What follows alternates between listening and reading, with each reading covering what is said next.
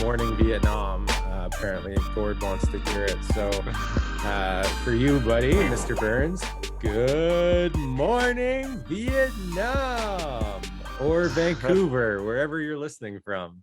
This is the Puck and Flamingo podcast presents Canucks Corner. I'm Andrew, Zach, Bartel. How you boys doing? Go ahead, Bartel. Yeah, we could go always backwards. Get to go first. I always go first. You always go first, Bartel? I always go first. Well, that's why I don't go first. That's why I don't go first now, because I'm just waiting on my name. Oh, I see. You just wait for it. Hey, you just know your role. It's okay. I know my role, exactly. I know my role. It hasn't been too bad. I was expecting more for that the big rainstorm we're supposed to have down here, but apparently the island took the big brunt of it. But other than that, nothing too crazy. So I get to work inside for majority of my day. I still get to go outside a little bit, but nice and warm. That's good. Yeah, I was expecting the same, man. Like I was expecting like a huge downpour. I was telling Julie, like, "Oh, wait for here comes your first BC storm." But yeah, they called it a bomb or something, didn't they? Yeah, this is typical. Yeah, the bomb. Yeah, cyclone. Yeah. It's it's okay, man. Like honestly, when Julie and I first met, I was in Ireland. Like it was my first, maybe second week. And there was this hurricane coming through, and like it was like all over the news, like level red. Everyone like put the hatches down and shit. And that's how Julie and I started talking about the fucking hurricane. And like literally, it was probably a nicer day than it was today here. I think Ireland probably is so way disappointing. Worse storms than we do. Yeah, they're about on par. I'd say they're about on par. On par, except when hurricanes come I through. can't remember. Yeah, exactly, man. Like I don't think I've ever experienced a hurricane. No, like, we have maybe cyclones. once, like super high. Yeah, I've seen like little like dust tornadoes and shit. Yeah, but anyways, I didn't get to experience a hurricane either. It was much like today. Oh shit! Welcome to the weather corner. Instead of Canucks corner, we're talking weather this week. Well, I mean, surprise. Vancouver based. It's rain. We haven't talked about it in a while. Makes sense. Anyways, sorry, I'm just busting your balls. Oh, you're right. Host Gordo's missing the rain. Gordo, yeah, he's the only one that doesn't live here. Yeah, that's right. Gordo, come back. Okay. Anyways, Zach, how are you doing, buddy? It's your turn. I'm doing good. I'm an electrician, so I work inside for the most part. So nice. I stayed dry today. Can't complain. And excited to kind of talk some more Canucks hockey specifically, and league-wide stuff, because there's a lot of stuff going on from the first, I don't know, what is it? Were we at 10, 12 days into the season now? You're starting to see trends, starting to see some players really light it up, and it's interesting to talk about. Yeah, man, there's some great stuff. We could start league wide. Actually, you know what? I want to kind of talk about fantasy a little bit here, because Zach, you are undefeated, are you? Of course. Yeah, rub it in. Of course, rub it in. I want to actually find your team here, Zach. Demco's Boner Garage. Pretty hard to miss. Yeah. It's okay. Remember last week I got a message about why I lost, and it says like, you lost to the woke cunts. Sweet. How do you even take that message? Yeah, it's awful. It's the worst message I've ever received. Rubbing salt in the wound. I hate that when you get those. You lost. God, that's a good start to my morning. Yeah. So Zach, you're actually up against Bitch Pigeons, who's number 1 in the league. You're 1-2 right now, actually. Yeah. And you're both projected, like you both have stacked teams. You both. I don't think either of you drafted very high either, did you? Where'd you draft? I drafted 4th overall. Okay, that's pretty good, anyways. Yeah. I'm not sure where Nick drafted. He's Bitch Pigeons, but I will tell you right now, he drafted 7th overall. Yeah, he's done well. I think he's first in the league for points right now. He's projected to get the most in the league, kind of, and it's been a really, really hot, good start. McDavid's been killing it for you, Bartel. Yeah, no, I think he has more points than the Leafs do. I'm pretty sure, or he has like 11 points. Wait, the Leafs bashing is the end of the segment. Hold on. That's perfect. That's perfect. I'm just saying. So pretty sure. For point leaders in the league, we've got McDavid with 13, Draisaitl 11, Ovechkin 10, and then Tyler Bertuzzi with 9. Hey, round out the top 10. You'll see 2 Canucks names in there. you'll see 2 Canucks names tied for 9th. Tell me who they are. JT Miller and Connor Garland. Oh, blow it up. Top 10 in league scoring. It's true. They're tied for 9th with about 8 other people. Still, top 10 is top 10. Yeah, that's right. Is it top 10 though? Oh yeah, he's 10. Oh yeah, but it's not top 10. He's tied for 9th. He is top 10. Yeah, but there's a lot of people at 9th, so there's more people than 10 teams. I would never have expected you to be arguing against a Canuck. This is sacrilege. I'm just saying that it's not technically. I'm calling technicality. I call it like I see it. Like I said. Garland also set a record for opening point streaks as a Canuck. 6-game point streak to start his career as a Canuck. Nice. He's lighting up that little. There we go. Elf. The little angry elf. Yeah. The angry elf, is that what they call them? That's my That's gonna be my fantasy team name next year. The Angry Elves. That's beautiful. So there's one way Kurt wanted to mention when after Garland scored in Seattle and went over and fingered the fan. When the fan fingered him or something, he just stared him down. He just stared. He went on the bench and just looked at his eyes. It was an intense glare. That was beautiful. Hey man, I love it. There's no better way to say fuck you than just a stare. Exactly. After you score. Right? Because the league can't punish you. No one can say you're doing anything wrong. You just looked at him. Yeah, but that guy knows. Yeah, that guy knows. Yeah. So sorry. Anyways, so the reason I was mentioning Tyler Bertuzzi earlier is because he's actually tied for first in goals for the league. He's got 6, right up there with Anze Kopitar, Connor McDavid, Kyle Connor, Lindholm, and that's it. Hyman. Yeah, he can't play in Canada, so he's gonna lose out games there. Yeah, that's true. Come on, let's be honest. That's not sustainable, anyways. Wait a minute. No, not sustainable. Goal scorer leader. No, but who knows? I don't know, man. Like, come on. He's not gonna be top, but he's still gonna lose a lot of points to lost games, right? Yeah. So it won't be a true showing of his scoring ability, I guess. Tied for first in assists, we got Ryan Nugent-Hopkins, Connor McDavid, Leon Draisaitl. Top 3 are on the Edmonton Oilers. Well, they're all tied, but anyways, they landed in top 3 on this list. Victor Hedman, JT Miller also round out the tied for first with 7 assists. Plus minus, just kind of a shit stat, but we have it in our fantasy anyways. What do you guys think about that? Do you like that? Do you hate it? I like it. I mean, it's a stat. I don't know. I like it. Bother me.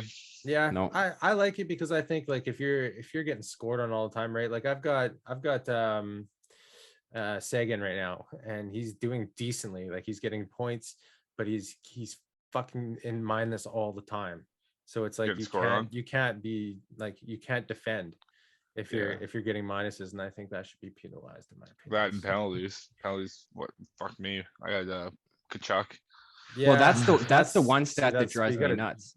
You gotta draft that. 15. Oh yeah, but like we'll draft for 15 minutes penalties. So well, I mean, do we want to reward a Gordie Howe hat trick, or do we want to penalize for it? Like, come on, that's the kind of league we're getting. Soft boys, we're following the new social media thing for penalties. But penalties hurt the squad, man. Penalties hurt the squad.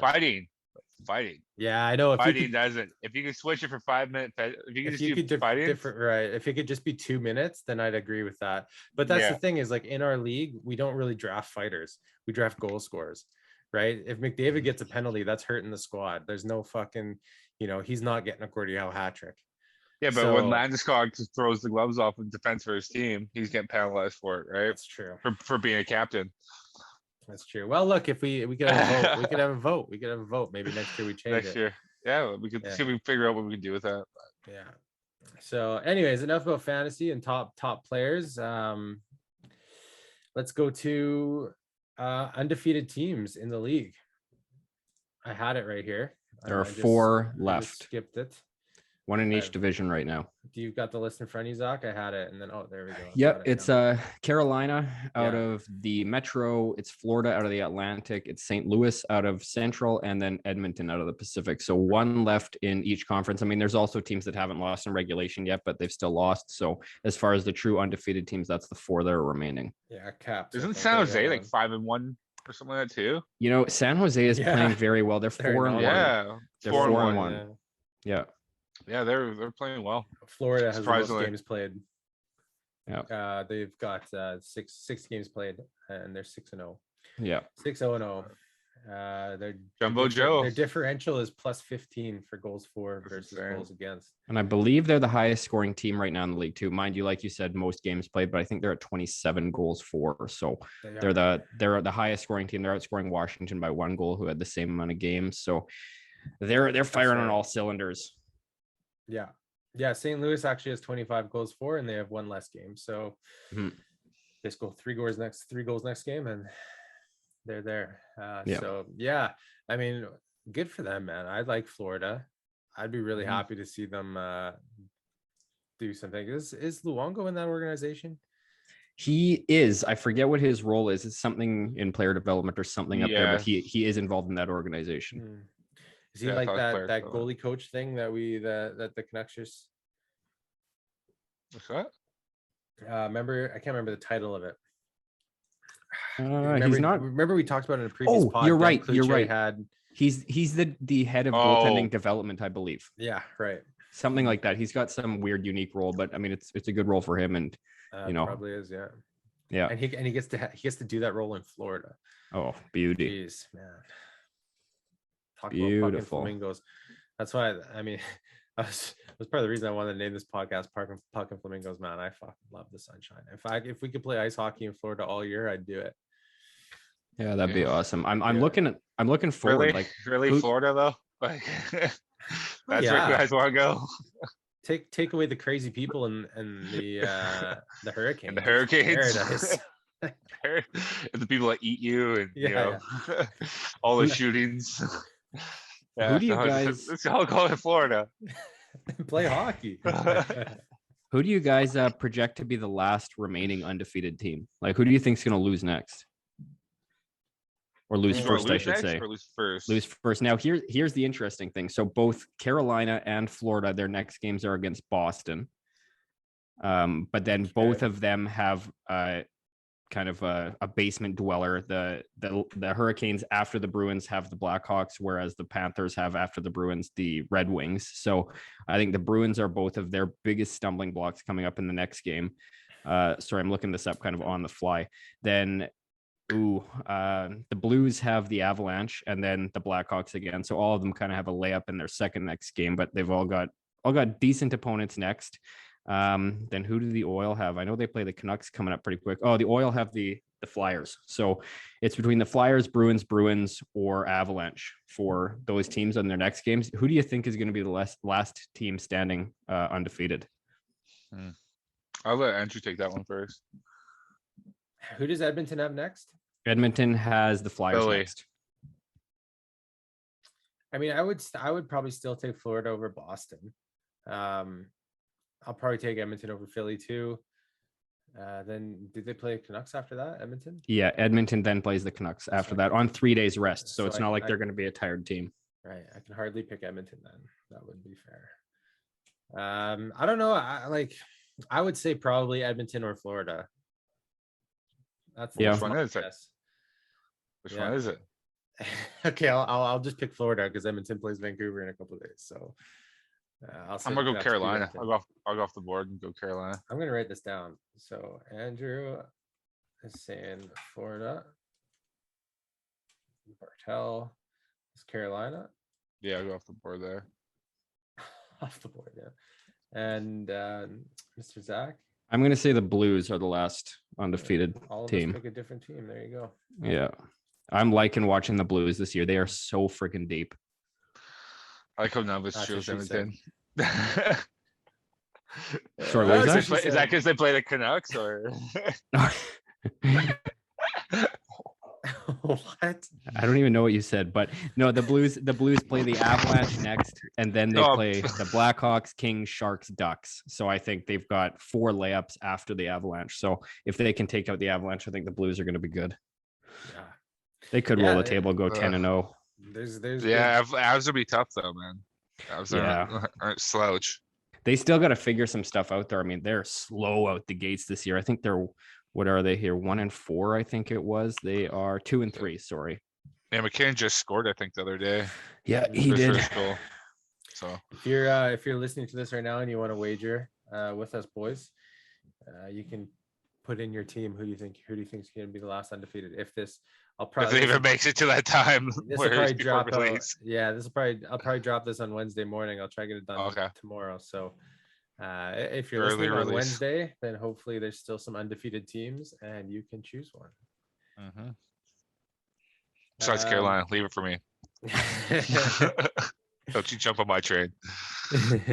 Just comment on the Facebook post, and then I'll put you down. And winner gets bragging rights. So the next headline, Zach, you mentioned, and now has that changed because the Caps played?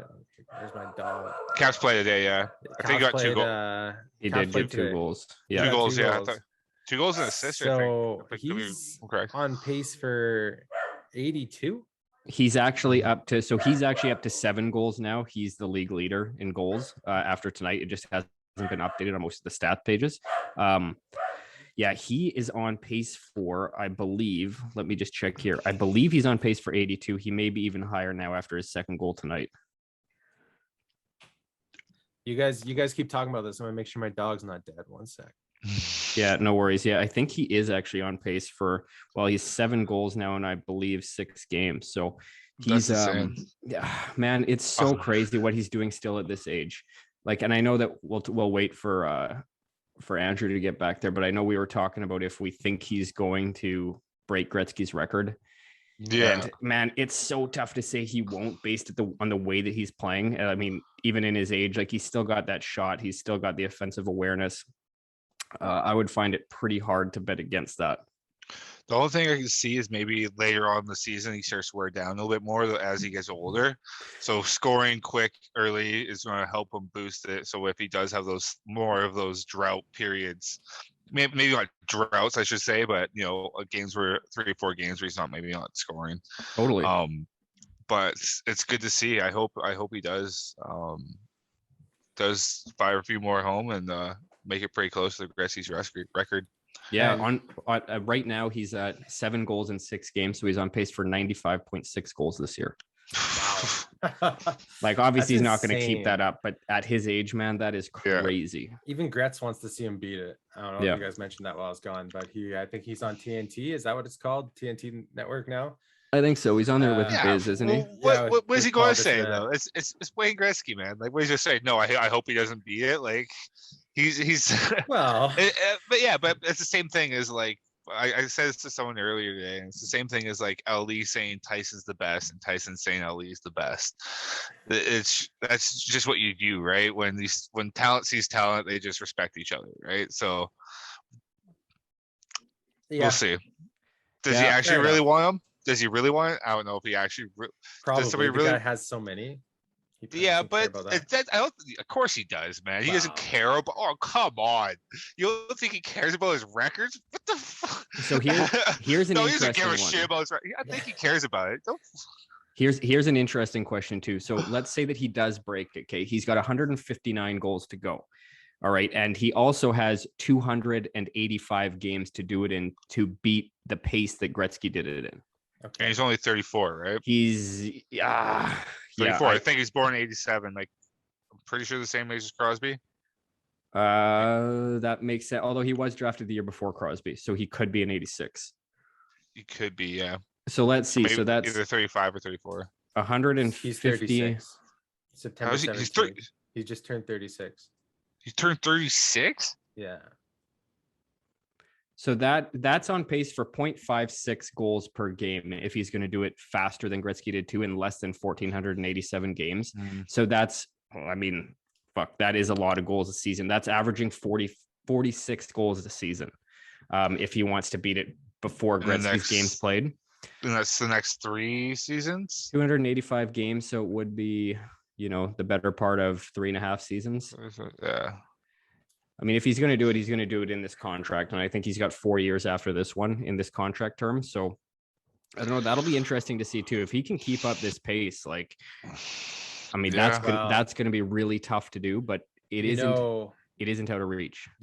Damn well he wants to do it. Oh, yeah. Of course he does. And I feel like he's the kind of guy, if he puts his mind to it, he's going to be able to do anything. Yeah. It already looks like he's the all-time. Oh, wait. He is almost the all-time league leader in power play goals. Looks like Dave Anderchuk is actually the all-time league leader. Dave Anderchuk. Yeah. He's at 274. Let's see. Actually, I'm just going to rank this. He's at 274 and Ovechkin is at 270. No, I see he'll pass that this year. Yeah, there's a good chance. Yeah, exactly. 4 more power play goals. Yeah, that's nothing. Yeah, he'll do that pretty quick. It's incredible though what he's doing and at the pace that he's doing it. I understand the league is entirely different now, but man, that's wild to me. And you know what I feels kind of crazy is that, like, I don't know. Do you guys feel like the hype isn't as big as it should be? I think it's not close enough. You know what I mean? It's still 3-4 years away before it becomes something. I think once we get into that 50 goal countdown, you know what I mean, the hype will start coming. It's just, it's like partying prematurely, in my opinion.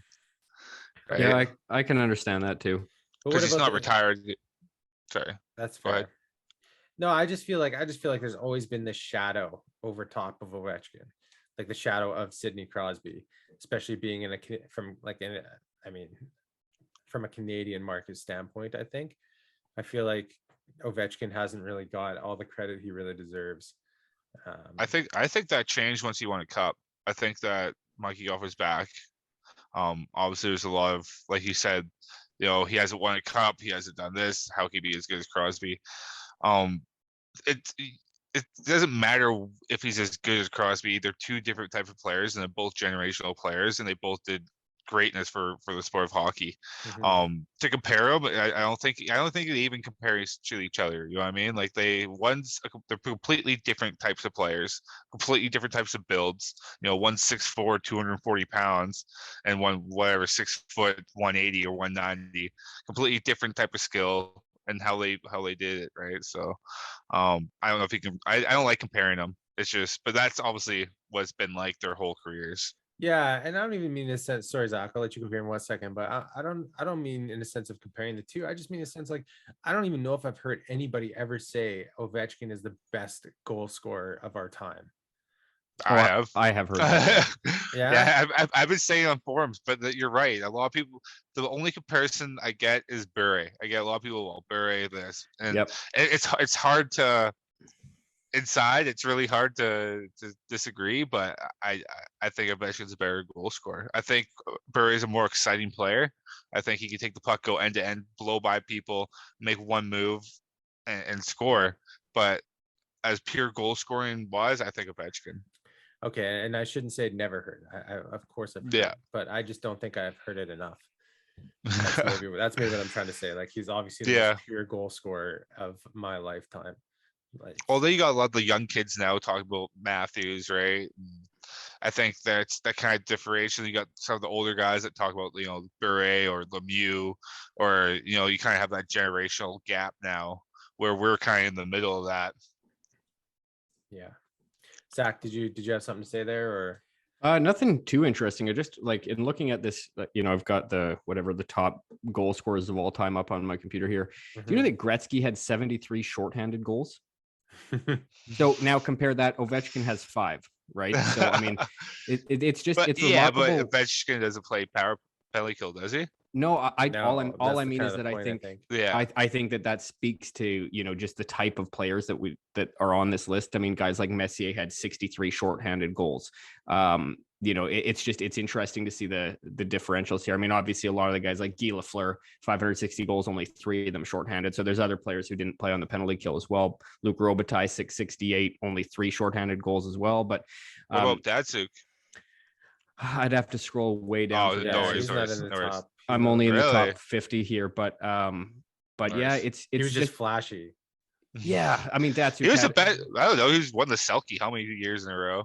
What I'm like, it's crazy to kind of see the whole career arc between Crosby and Ovechkin. Obviously, they've been compared since they entered the NHL post lockout, and they've dominated the league up until the point that Connor McDavid came into it. But it's going to be sad to see when this era is over. And I know that we've got a lot more hockey, hopefully a number of years left before that comes to pass. But it's remarkable to see what these two guys have done and how they've really captured the whole NHL during their whole career. Yeah. Amen. That's a perfect way of putting it. So let's move on to quickly. We'll talk about, I just want to mention it quickly. I know I sent you guys the meme earlier or whatever. But what's going on in Chicago? Or the Chicago Blackhawks, as I love to call them. Oh, what is that? The Tropics, or from semi-pro when they? Oh, the Flint Tropics. The Flint Tropics, where he's the coach and the player. It's basically the same thing going over there. Yeah. So if you guys haven't seen it yet, now I know there's lots of stuff going on in Chicago. Obviously, there's lots of stuff going on in the organization, even preseason, lots of crap around the whole organization. And now they have a coach who doesn't seem to be doing a great job. There was pictures released the other day of, he called a timeout and he handed the whiteboard and the dry erase pen to was it Jonathan Toews or something? He handed it to somebody in the scrum of players, and they drew up the play, and he just kind of sat on the outside and watched. Yeah, man, like it was actually hilarious to see. Now, I don't know, maybe Jonathan said, "Hey, I'll take this one." I don't know. What? I mean, I get what you're saying. Like, you're trying to wrap your head around it. Yeah, but I'm trying to make sense of it. Yeah, but even though if you're looking at your captain, you're like, well, he could probably do a better job than I'm doing, then maybe you're in the wrong line of business. You know what I mean? Yeah, I agree.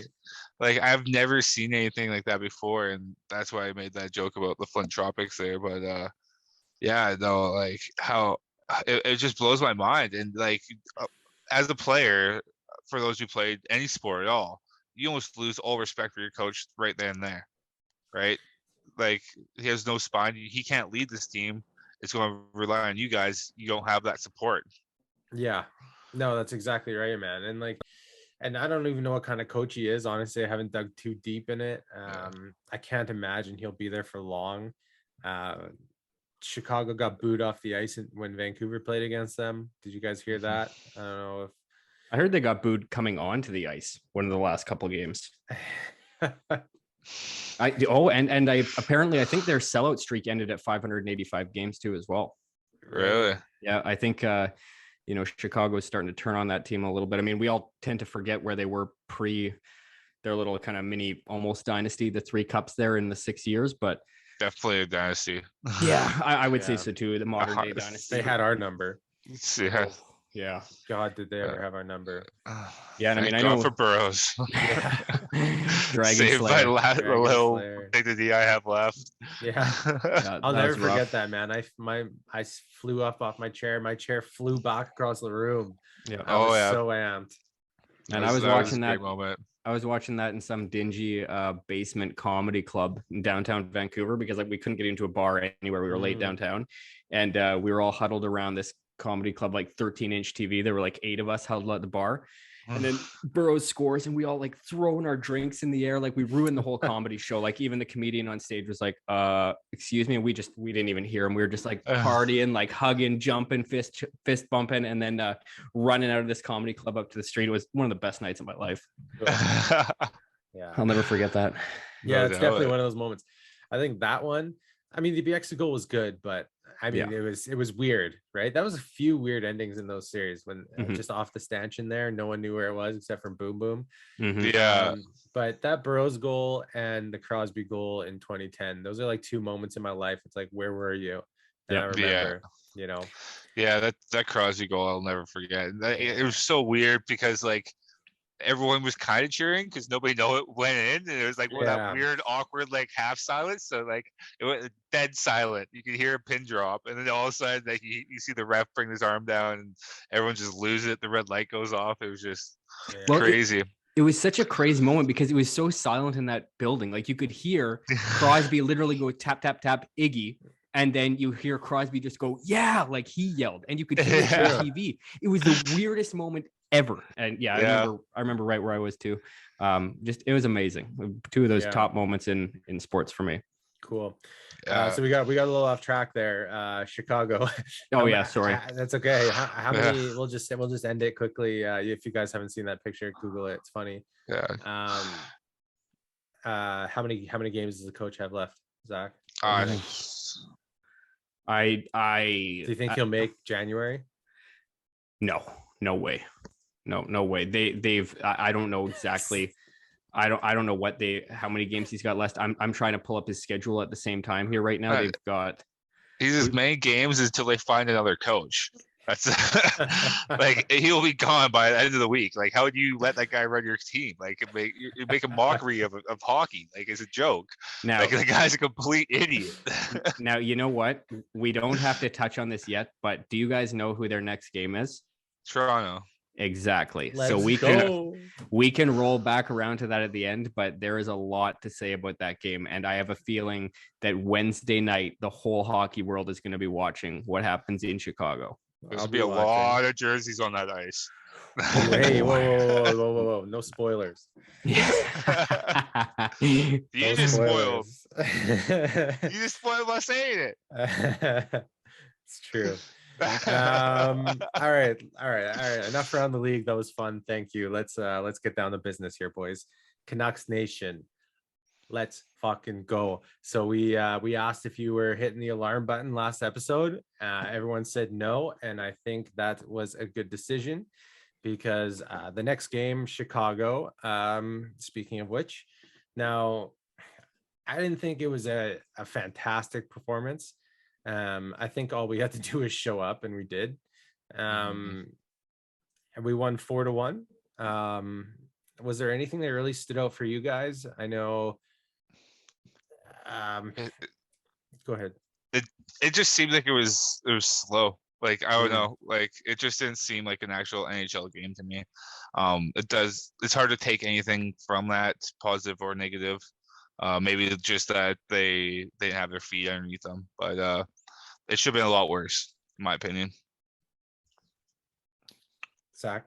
Yeah, no, that game, I didn't get to watch all that game. I watched bits and pieces of it, but I don't know. I mean, again, like it's nice to squeak out those wins even when they aren't pretty, especially early in the season. You're trying to get the team to gel a little bit. It's, you're right. It was a game that they should have won based on Chicago's start. But, you got to get those points too. Even the ugly wins at the beginning of the season, they'll all add up at the end. And I think, I think they took care of business. I don't think, from what I saw, it was a masterpiece by any means, but they got the 2 points and we'll move on. Right. Yeah. I don't know. It's hard for me to kind of judge.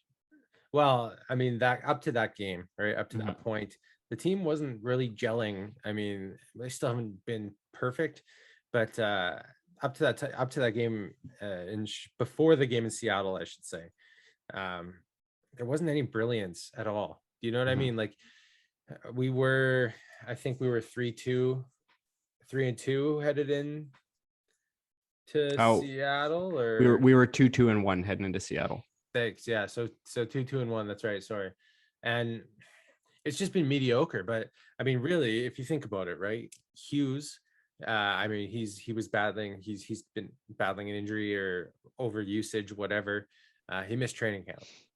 Right. Overusage. Yeah, he wasn't caught to speed is what it was, right? Right. Pedersen missed training camp. Right. He still hasn't been the PD we know. Once he is, watch out. Like, it's really what we're missing right now, JT Miller, he's been throwing around new line mates. Who else? I mean, if you think about our defensive core, right? We've talked about it in the past, they're all fairly new. So it's taken some time for the team to actually gel. And I think that really showed in Chicago, even though we won the game. I mean, it's 4-1, but I just don't think it wasn't an entertaining game. No, and that's what I want to see from kind of those. I know what Zach's kind of saying there, where we're playing a weaker team, we can go in there, kind of get the win and leave. But it's just nice to see us play a lot better against those weaker teams, and instead of like half-assing it, right? It's just, I don't know if I shouldn't say half-ass, but maybe not give it, once they get 1 or 2 goals up, they knew they had the win, right? And they kind of coasted through, in my opinion. Right. I mean, those are definitely games we can't lose. Yeah, exactly. But I mean, how can you lose with that team just falling apart? Did you guys see PD when he was asked, or what did he say? Like, are you upset that you're having a slow start? And PD's like, no, it gives you something to talk about. Yeah, well, he better get his ass in gear. That game against Seattle was atrocious. We need your top players to play. We need PD up there. We need Hughes back too, playing. We don't have too much depth at D. Well, we kind of have depth, but not high end depth. Yeah.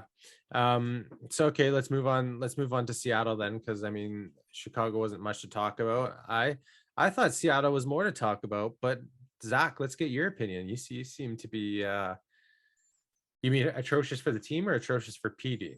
Atrocious for PD. Like, okay. I remember specifically the giveaways. Well, and specifically the play that Garland ended up kind of breaking loose and skating down the ice by himself and scoring what turned out to be the game winner. Yeah. He had 2 absolutely atrocious giveaways in the defensive zone, literally within 40 seconds of Garland squeaking out of there. That led to grade A scoring chances, like one in the slot, one from, I think it was the high point, but the defenseman was left all alone because PD lost his man. Yeah, I mean, that game PD specifically stood out to me as being a weak point. I mean, I know he got demoted down that lineup. I believe it was Justin Dowling ended up playing up on that top line with Miller and Besser. PD had a bad game. And again, like, I know he missed training camp. I know that things are a little bit slower out the gate for him this year, but yeah, that Seattle game was atrocious for Pettersson. But I'm not dogging him. I think he's gonna bring it around, but he's got to start trending in the right direction, because that was horrible. It's nice getting at least scoring from other lines without having to get scoring from PD, right? So absolutely, it's nice having that depth on the team, so, and be able to try different combinations, which Travis always likes to do. So yeah, our depth is showing. I totally agree, and keep in mind too, we're missing 2 of our key PK guys in Sutter and Mott, who's also a spark plug, not quite to the same level as Garland, but Mott's still a spark plug in that bottom 6. And yeah, I mean, once we get those 2 guys back, I mean, I think we're looking at a completely different team, especially on the penalty kill on the defensive side of the puck. And those guys are known to be able to chip in as well. Well, not Sutter so much, but Mott for sure. Like, he just provides that energy. He's an energizer rapper out there. Absolutely, yeah. With him and Garland on the same team, same with like Hoglander. I mean, that guy plays with a lot of juice too. Like, I think, again, like, I know we talked about it before the season started, but I'm super excited for the depth we've got specifically in our top 9. And then once we get Sutter and Mott back, I mean, our penalty kill is going to be much improved, and we're just going to be looking at a totally different team here. Yeah, and actually, speaking of special teams, the power play hasn't been spectacular either. I know I said it at the beginning of the season, we could have one of the best power plays in the league. I think, Zach, you believe that as well. Oh yeah. Again, going back to the fact that PD's not PD yet. Quinn's been battling. They both missed training camp. I'm making excuses, but hopefully, with practice, they get up to speed. I mean, we're only 6 games in, right? So I'm not saying that they're not going to be the best power play in the league. I think that they still could be. I hope we see it soon. I saw an article today saying that, they hope a homestand, because we have what, 7-game homestand now after our road trip. They're hoping that kind of might energize the boys a bit to get back into form. Our top players, the guys we need. At least give time to gel. Yeah, sure. And sometimes being away from home sucks. Maybe they need to hit that reset button. Yeah, it's just getting to routine, right? Instead of constantly moving or having to get on planes after, they just go home to their families or their houses or their dogs or whatever it is. And yeah. do some seawall runs. Exactly, right? Yeah. How about that Garland stare down? Oh, I love that. I mean, he doesn't strike fear to anyone, but what do you mean? That's a pretty mean mug. I'm looking at it right but now. He's 5'8", man. Like, it's like 160 pounds. Oh, look, he struck fear in the whole Kraken nation because they didn't win the fucking game. Hey, to any listeners too, if you guys want to get a good laugh, join any one of the Kraken Facebook pages. It is a fucking joke, but it's hilarious. Like that whole fan base is just up in arms. They're losing their minds right now. They think they should be undefeated or something? Oh yeah, they think they should be undefeated. They're asking why Grubauer lets in goals in his 5-hole. They don't know anything about hockey. It's literally the funniest, the cheapest form of entertainment you can get on the internet right now. Yeah, so if you didn't see it, there was a fan. I think he was fingering Garland or something on the bench from right behind the Canucks bench. And Garland went out, scored the game winner, came back, and he just put his hands on the bench and stared at the guy. Just looked him right in the eyes. No facial expression, nothing. Just mean mugged him for a solid probably 10-15 seconds. Like it was a good stare. Yeah. So anyways, that was hilarious. You got intensity. I mean, it's pissing him off. I think those comments are really pissing him off. Right. Like legitimately. So Connor Garland, he's been playing well.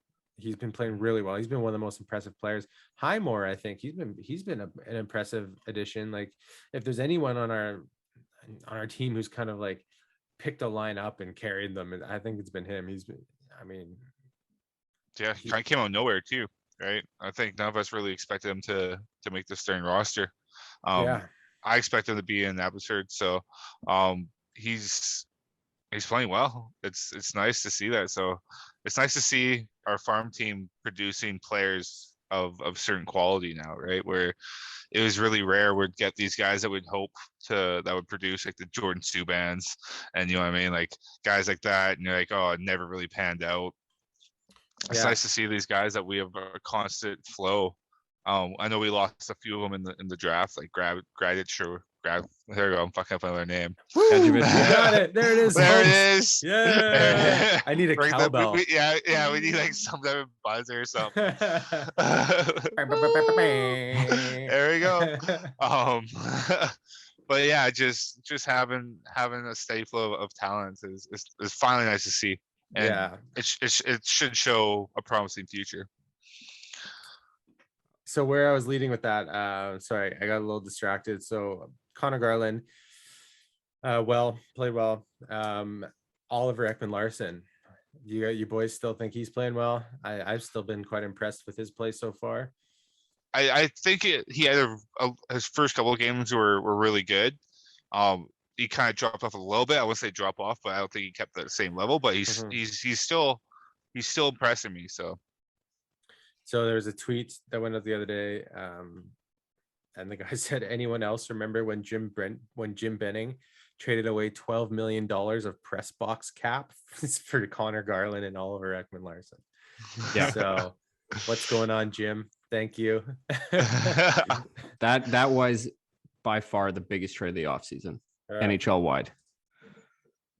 Maybe the biggest trade of Jim's legacy here in Vancouver. I would say so. Yeah, I would say so too. And I should also say too that stat for Garland, being the first Canuck to score in all 6 of his first games or get points in his first 6 games was given to me by my buddy Jason, because I know he's listening. So thanks, Jason. Thanks, buddy. Yeah. What up? He's gonna shit talk all of us. He does every week, but I love does it. he? I love it every week. I love it. He's the biggest chat group. Yeah, he's the biggest Canuck fan I know. So apart from me, but Jason, chirp us on the Facebook page. Let's go. Don't invite him. Give me a chance to fight back, man. You can't fucking do it behind my back.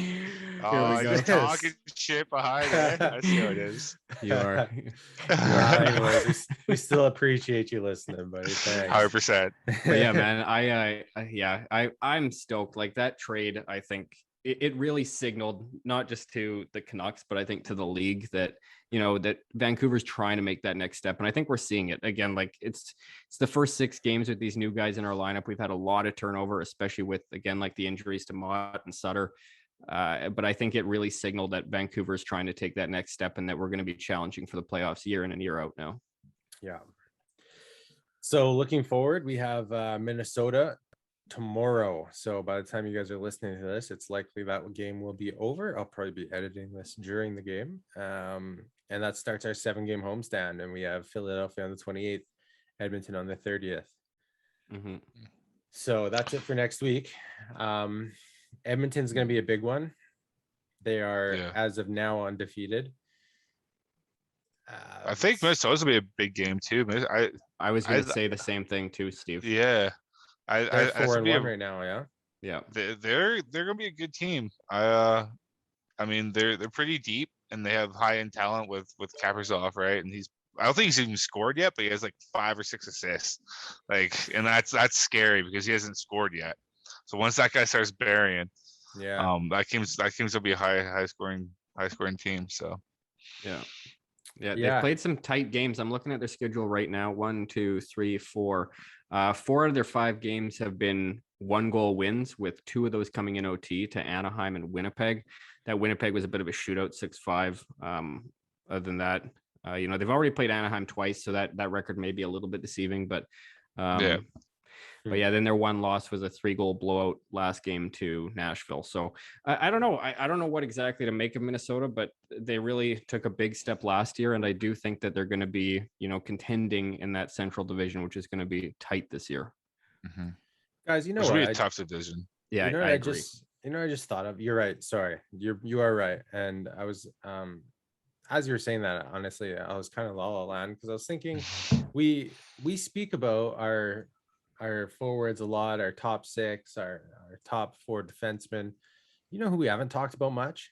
Demco. That's your fucking Demco. Oh yeah. We haven't really spoken much about him at all. That's kind of, I mean, that's like a good thing though, right? Do you think so? Yeah. That means he's playing well. Yeah, I think he has been lights out this year. Yeah. If he was getting lit up, we would be talking about it. So I think he's that's a good point, Steve. I mean, Vancouver's always been known as a goalie graveyard. So if we're not talking about the goalies, it's usually a good sign. But I think you're right, Andrew, and we should be bringing a bit more or highlighting that a bit more. He has been lights out this year. Like he really looks like he's poised to grab that starting role by the reins and run with it. He's been incredible. Like even that game against Seattle the other night, he really kept us in it for most of that game. Like it's not like, and again, like that was served up on a tee for Seattle coming off of a 6-game road run, to their home opener. They had a few days rest. They were sitting there waiting for us, and we still managed to knock them out in their own building. And they scored first too. Yeah, and a lot of that is thanks to Demco. He played lights out. Well, he's got a 3-1-1 record. He's got a 2.53 goals against average and a 0.924 save percentage. So not too shabby. Yeah. Those are decent numbers. Yeah. If we can keep it up, hopefully this is the year he needs to, right? So definitely, especially with Halak backing him up. I mean, we've spoke about Halak before because he's a new addition. But yeah, not enough about Demco, and I think we should talk more about Demco. He's played really well. Really impressed. I mean, we talked a lot about his goalie coaches off season, so yeah, he just looks big. He looks controlled in the net. Like he's not scrambling the same way that we've seen him kind of in his earlier years.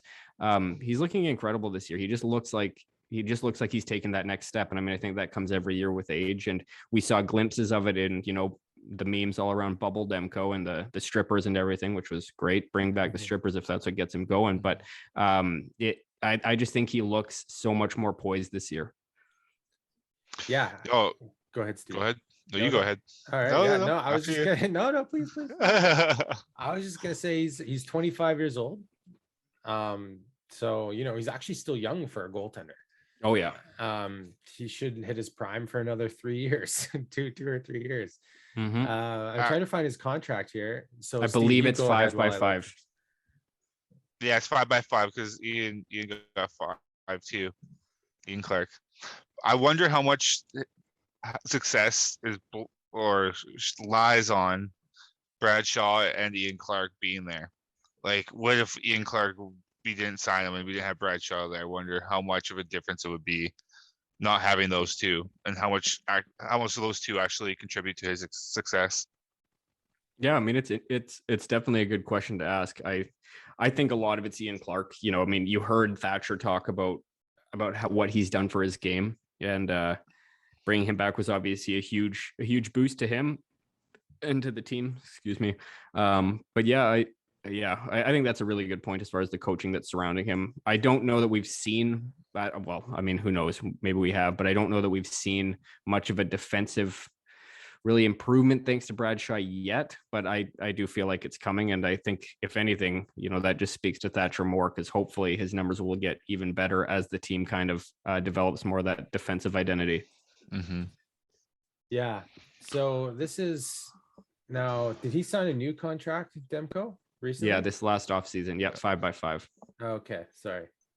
Yeah, there it is. Sorry. I was reading an old update. It said oh yeah, there it is. An extension of 5x5. And what's his name? Holy shit, it's gone past my mind. Ian Clark? Ian Clark, yeah. He just signed a 5-year deal as well, right? Yeah. I don't know if it's $5 million, but he got 5. No, probably $5. No, but he's got 5 years. It's probably like 500,000 or 700,000 or whatever they get paid. I don't know. For a goalie coach. Yeah. Yeah. All right. So yeah, I think, and I agree. I think his salary probably, or his performance probably relies a lot on Ian Clark, but he is the best goalie coach in the league, so I'm not too worried. Probably the best goalie coach in the world. Yeah. Yeah. So anyways, anything else on the Canucks, boys? Nothing's coming to the top of my head anyway, Steve. No. Oh, sorry. Nothing too crazy. All right. Well, then you know what time it is, right? I should get a little jingle for this part of the episode. Like, oh, do you know what I'm gonna do? A segment like laser or something. Like, I know exactly what I'm gonna do, and I don't know if I should bring it up because I'll ruin the joke. Maybe I'll say stay tuned for next time. There you go. Just leave it at that. Okay. All right. Listen next time. I'll get a little jingle in, boys. Okay. Anyways, so yeah, it's the Toronto bashing time. Zach, this is your favorite part of the episode. You actually gave birth to this part of the episode. My favorite. So do you want to start with the Pittsburgh spanking? How glorious was that? That was incredible. The best part about that game was the fact that they really got beat by like Pittsburgh's AHL team. I mean, they had no Malkin, no Crosby, no Letang. Like they had all three of their biggest players out of the lineup, and they still, like, that one again, like everybody was talking about how, oh, here come, you know, the big bad Leafs. Like, why should they even show up tonight? Look at this AHL roster they're playing. And then that AHL roster just beat the fucking wheels off of them. Like, that was, I don't know if anything sums up kind of the Leafs start to the season better than that. I loved it. Like, what else can you say? I mean, that team doesn't show up, and you have quotes from guys like Mitch Marner saying that it's not time to worry yet. And same with Matthews saying, oh, you know, we're fine. We've dealt with this kind of pressure before. Well, they better wake up soon, because Marner has 1 assist in 6 games. Maybe that's 7 games now. And I think Matthews, just got his first goal tonight in his 4th game. So that team better start waking up, because they fucking suck. It's not good. No. We're so blunt when it comes to the Toronto Maple Leafs. We're talking about the Vancouver defense. Like, yeah, well, you know, they could be a little bit. Toronto fucking sucks. Oh yeah, they fucking suck. I love it. Yeah. Steve, do you want to comment? Did you see that game or Yeah, no, it was even more than just the top 3. I think like Brandon Russ wasn't in there, and there was like 2 or 3 other guys that didn't make. There was like their top 6 was completely out. So that was a complete, and then the jersey was thrown on the ice. Yeah. Oh yeah. Yes, thanks. Spoiler earlier. That was game 5. Game 5 and there's Leaf jerseys on the ice. Yeah, well, how long that lasts? Thank God they made that fucking show. What an embarrassing thing to do. It really is. Make a show to hype it up and like fucking throw your jersey in game 5. Like, fuck. And Jesus. Wasn't it Leaf fans that wore the bags on their heads that one year too? that 1 year, like multiple years. I think it was like 3 years in a row. It was like 2 people that came in. I don't think they've even seen the daylight in fucking 3 years. Here's the thing. Like, their leading scorer right now is Jason Spezza, who's like 97 years old. He's got 3 goals in 7 games. Their leading point scorer is William Nylander, who has 5 points in 7 games. Tavares 1 goal, 2 assists in 7 games. I'm just rolling down their roster right now. Matthews 1 goal in 4 games. Where's that little Mitch the bitch? 7 games, 0 goals, 1 assist, -4. Ugh. Like, this team they have no heart. Like, you look at who they traded away. I mean, yeah, he was a veteran, an old guy, but guys like Joe Thornton, right? Or Zach Hyman, who was really the heartbeat of that team. They trade away every single heart player that they ever get. They try to sign him and fill him in with holes. Like, I think Wayne Simmons has heart on that team. There's nothing, I'm not taking away from him, but the rest of this team, I mean, who do they have that really drives the bus when the going gets tough? Like, this roster, when they have 40 million tied up in 4 forwards, and they for goaltenders, they've got career backups Jack Campbell and Peter Mrazek. Like, yeah, Mrazek's had times where he's shone, but he's injured again.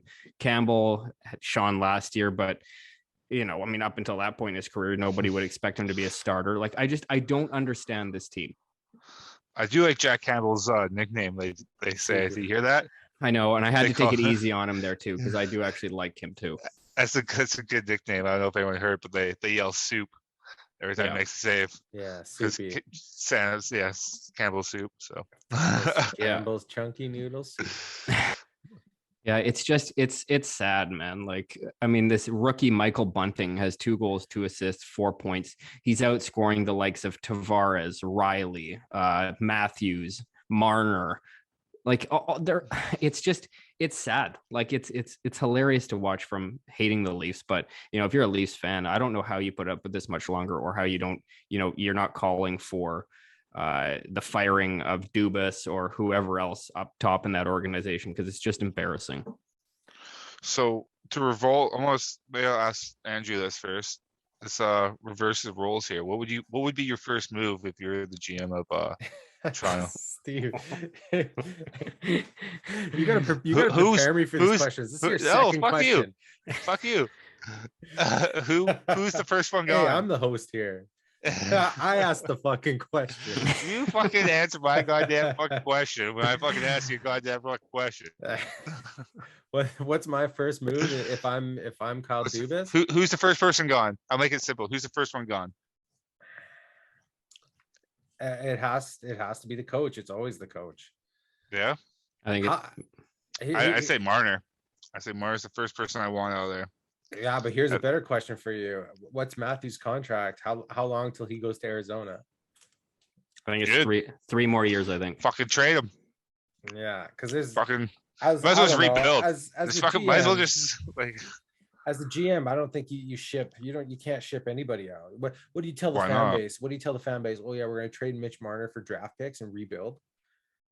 Oh yeah, they can't. They did that with Austin Matthews.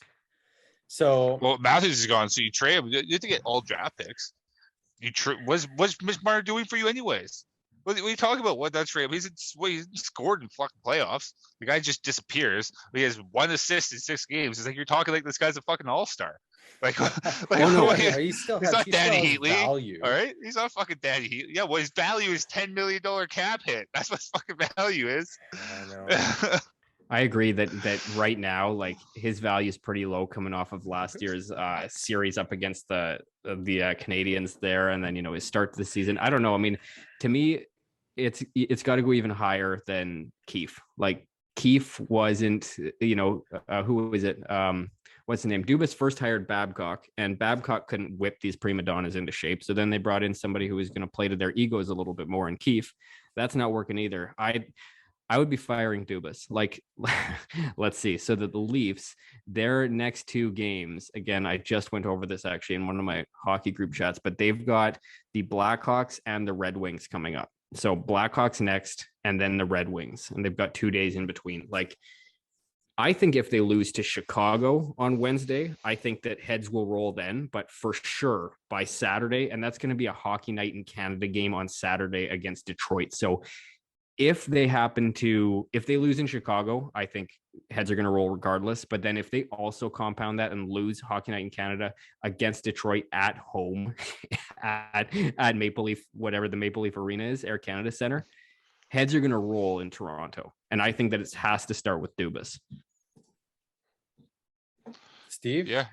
I said Marner. I want to give Marner. Yeah, you're shipping Marner out. But I mean, I don't know if I hate Dubas as much as Zach, but I mean, Zach's just full of fucking rage. So only for the Leafs. No, 100%. Happy guy. No, other than that, no, I'm just talking about Canucks or Toronto. Sorry. Yeah. That's all of a sudden like all your ears a happy guy until you talk about the Leafs, and all of a sudden your fucking head just starts vein starts popping out. You start, exactly. Right. Fuck. Starts going red. Exactly. Oh, no, yeah. No, I know, God. It's hard. It's hard because you can hardly blow that team up. You know what I mean? Yeah. Like, that's the thing. The fan base. Fuck it. You have to. With the fan base, but I get it. But like, what else are you gonna do? You know what I mean? Like, well, they're all young enough. They're all young. The players are young enough. Like, no one's too old. Like to. That's the fucking problem. They're all too fucking young. Wow. Right? There's no leadership there, right? Well, you have Matthews. They've never won anything, right? You have Spezza, who's leading their team in fucking scoring, and he's the only one that's probably won anything. He didn't win Stanley Cup, but he made the playoffs and won a couple playoff games before. So does Tavares have a no trade? Do we know? Does he? Oh, I'm sure he does. Yeah. Let me see. I'm pulling up. No movement clause all the way through that contract. Yeah. So they basically begged him to come to Toronto. But if you could, I'd be firing the coach, which is like Dubas's bum buddy. Like he's not going to do that anyways. And then JT. I'm just not a big JT fan, to be honest. I'm not either. But what is Tavares's value on the market right now? To me, it's zero. He's 31. Really? He's 31. He's on the decline. He's got, after this year, he still has 3 years left at 11 million. Yeah. Well, I think it was stupid to make him the captain. I do too. I think if anybody. Yeah, I think if anybody was Morgan Riley, but that's just me. But as far as trade value, I think, obviously you can trade Matthews. He's coming off a 41 goal season in 56 games or whatever he missed due to injury. But imagine if they traded imagine. Nah, they couldn't do but that. Matthews, I mean, this is to keep in mind. I mean, for Leaf Nation or whoever. But after this year, he has 2 years left on that contract, and he is UFA. And remember, he walked them because he bent him over a barrel and got the contract he wanted. He walked himself right to UFA. So they are going to have zero rights to his contract at that point. So they've got 2 seasons left after this, and that's it. He's going to Arizona. Yeah, he's walking for sure. If the team's even there in 2 years. Yeah, that's a good point. But I think he's getting out of Toronto though. Sorry. Oh yeah. Maybe not if Arizona's not a team. I don't know why. I don't know if he'd go anywhere else, to be honest. Why? Just because he's from Arizona? Yeah, he'd go anywhere to win. Are you kidding me? I think he would go. So they've got Austin and William Nylander both come up in 2 more years. You know what? When everybody was dogging Nylander's contract when he signed it, like that's actually the best value now of the big 4 at $6.96 million per year. But I don't know if were they dogging the contract or just how long it took. A bit of both. But now that contract doesn't look so bad. Yeah. I don't know what to do with it. So the other point that I didn't want to miss is this is the biggest reason why I hate Leaf Nation is because they complain, or anytime they come to Vancouver, like anytime I've gone to see the Leafs, I saw them 2 years ago when they came in and, it was a 4:00 afternoon game on a Saturday. And it's like the only reason why we start the games locally when our home game should be at 7:00 Pacific, we start them at 4:00 Pacific so that it's prime time, 7:00 Eastern time. And they do that across every stadium they go to. I mean, apart from weeknights when they can't help it. But for the most part, the whole league, every other team in the league bends to Toronto's schedule to try to make it prime time in Toronto's Eastern Conference time zone. And it's insane. So now this last week, they had to play San Jose because of border issues. They played San Jose And it turned into a 6 p.m. Eastern Standard Time. And I was listening to the Leafs broadcast of that game, and the whole broadcast crew was complaining about how it was a 6 o'clock start and how it was bullshit. They're so ridiculous over there. Like, they have no idea they live in such a bubble. The rest of the league bends over backwards to keep Leaf Nation happy. And then for one game, San Jose has to have it an hour earlier, and they lose their collective minds. Like, that, again, that is the biggest reason why I hate the Leafs. I hate Toronto, and I hate everything that has to do with the Toronto Maple Leafs, because that whole fan base are just prima donnas. I think I mentioned it last episode. I don't remember if I did or not, but I was listening to Spit and Chicklets, and Biz was saying he was on a Toronto sports show, like Leafs Lunch or whatever. Mm-hmm. And he said he hated it. Like, all they wanted to do was talk about Toronto. He's like, he couldn't talk about league news. Yeah. All they could talk about was Toronto. And they live in a bubble. Welcome to Toronto. And every year you look at the cup odds, the Leafs are up at the top. Every year they're predicted to finish at the top of everything. It's like, you guys are stupid. Do you not understand what you're icing every year? Like, this team, they have, their bottom pairing of defense is like Rasmus Sandin and Travis Dermott. Like, excuse me, and your goalies are Jack Campbell and Peter Mrazek. What are you talking about? Like, that you guys are cup contenders? Get out of here. Yeah. So actually, before we go, guys, I want to say this is off Leafs topic, but speaking of Biz there, on that same episode there, Bartel, I was listening to, and he said there's only 3 players in the league that he would trade Barkov for. And it was like McDavid, Austin Matthews, and McKinnon. It was like the only 3 players he would trade Barkov for. And I immediately thought of you. Well, who was trying to send me that fucking garbage Perron for fucking Barkov? Are you fucking kidding me, Zach? You're probably biting yourself. I was trying to do you a favor. Let me tell you, he traded me Barkov for Burakovsky, so don't worry about it. Do you want to know what's interesting, Bartel? I picked up these stats for this too, because I had a feeling you're going to kind of shove this up my ass. But last year, Perron tied Barkov at 13th overall in points. So there's that. That was straight 1-for-1 trade. You should have taken it. Then the same night, last night, after I offered you that trade, Perron puts up 23 points in fantasy, 3 goals, 1 assist, shoved it right up your hoop. One game. Let me tell you right now. Let me tell you right now. Hold on. I have to go pull up my roster, see my leading scorer. Oh, there he is, David Perron. What are you putting up tonight, where's buddy? Mine? Oh, that's your lead scorer? That's not my top. 18th overall. My top 3 scorer, buddy. 18th overall in the league, and that's not counting his 6.75. Where's your number 1 pick doing? Where's your number 1 pick doing? Who's undefeated in the league? Who are you talking to? 2 weeks, man. 2 weeks undefeated. He goes around. I'm about to go 3-0. Oh, okay. You guys just wait 1 second. I'm just gonna go pop some popcorn. I can't wait. Bartel, when do we play anyway? I think we play in a couple weeks. I just steamrolled Braun over here, so he's just pick himself up. I know I play Braun next week. I play you in week 6. So in 3 weeks, I can't wait for the episode. I hope you go undefeated just so I can beat you and shove it in your fucking face. So there's 2 things. I will go undefeated, and 2, you will not beat me that week. I will be 6-0 after week 6. Please, bud. 6-0 after week 6. All right, guys. Okay. Save it for next week. We'll get some more chirps in next week. Before we wrap up here, guys, thank you very much. That was a fun episode. If you guys are listening and you like this podcast, check out Zach's other podcast, The Plaid Jacket Philosopher. It is great. Thank you, Zach. You can fill in and let people know if they haven't heard what it's all about. It's nothing like this podcast, so if you expect to hear this, or you won't hear it. It's just about blue collar life, trades work, it gets into some things going on societally and what else. I try to stay out of politics now that the Canadian election is over. I think I can, thank God.